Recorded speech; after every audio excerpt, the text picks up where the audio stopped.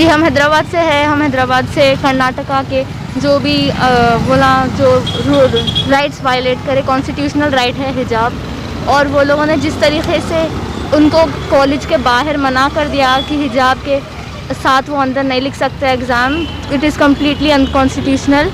और हम एक जगह एक ऐसा रूल बैन करेंगे तो उनको दिखता हम खामोश बैठ जाएंगे, जबकि इंडिया के हर कोने से हर हिजाबी को ऑफेंड हुआ ये, और हम सब हमारे वॉइसेस उठाएंगे क्योंकि ये कॉन्स्टिट्यूशन के भी अगेंस्ट है।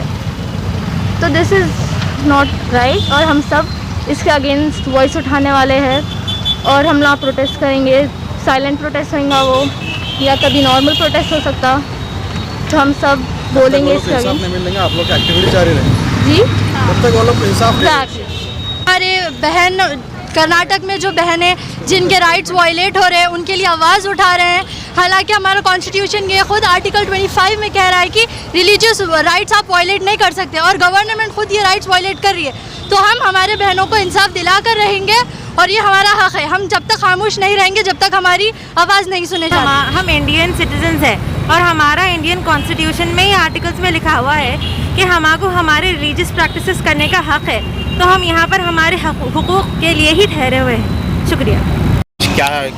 Good evening everyone. जो लोग भी ये देख रहे हैं, हम यहाँ पे एक प्रोटेस्ट चला रहे हैं, एक साइलेंट प्रोटेस्ट है, हम हैदराबाद से कर रहे हैं। आप सब जानते हैं कि इंडिया में कर्नाटका में क्या हो रहा है, वो सब जो लोग जानते हैं। तो हम सब आवाज़ उठाएंगे कि हिजाब बैन किया जा रहा है। हिजाब हमारा एक रिलीजियस राइट है, जो हम हमारे रिलीजियस में वो एक फंडामेंटल थिंग है जो हम उसको हमेशा करना चाहते हैं। तो इंडिया में अचानक से ये क्यों आ गया कि हिजाब को बैन किया जा रहा है? और स्पेशली मैं बताना चाहती हूँ कि ये गवर्नमेंट स्कूल्स में ज़्यादातर चल रहा है। स्कूल्स में हिजाबी जो बच्चे रहते हैं उनको अलाउ नहीं किया जा रहा है। Why is this happening? We are questioning this, और जब तक हमें इंसाफ नहीं मिलेगी we will be fighting for this.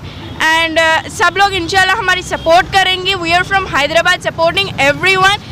ये फर्स्ट स्टार्ट हुआ तो कर्नाटका में, it may spread anywhere, so we will be fighting for this. Thank you.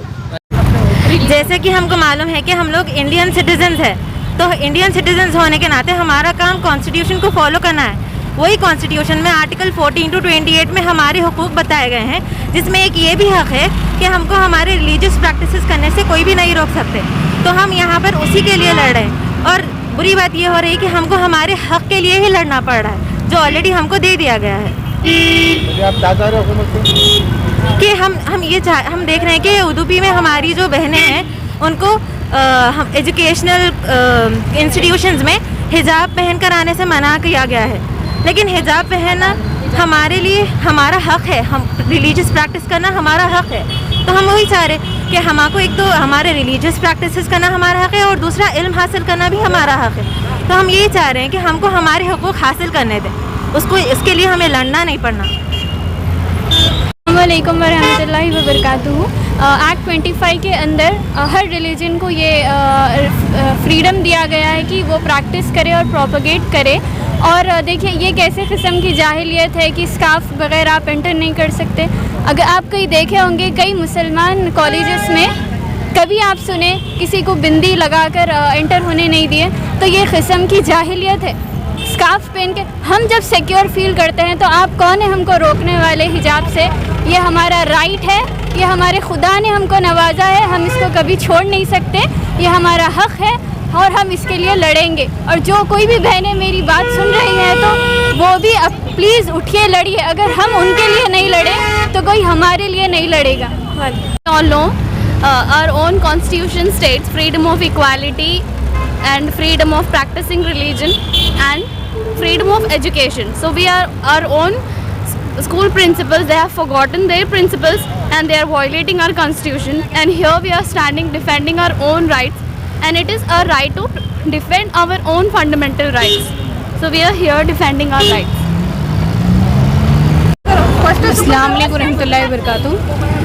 India में जो भी लोग यहाँ पर रहते हैं उन लोगों को अपना अपना हक़ है अपने अपने ट्रेडिशन का और अपने अपने रिलीजियस प्रैक्टिस करने का, क्योंकि इंडिया एक सेकुलर कंट्री है और एक डेमोक्रेटिक कंट्री है।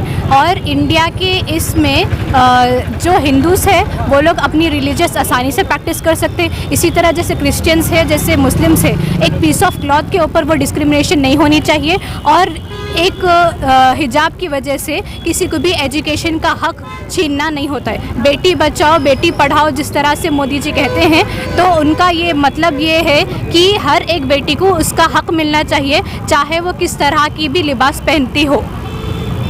अल्लाह ताला ने हमें दिया है, ये हमारा हक है, इसको कोई इसके खिलाफ कोई भी आवाज़ उठाए तो हम खामोश नहीं रहेंगे।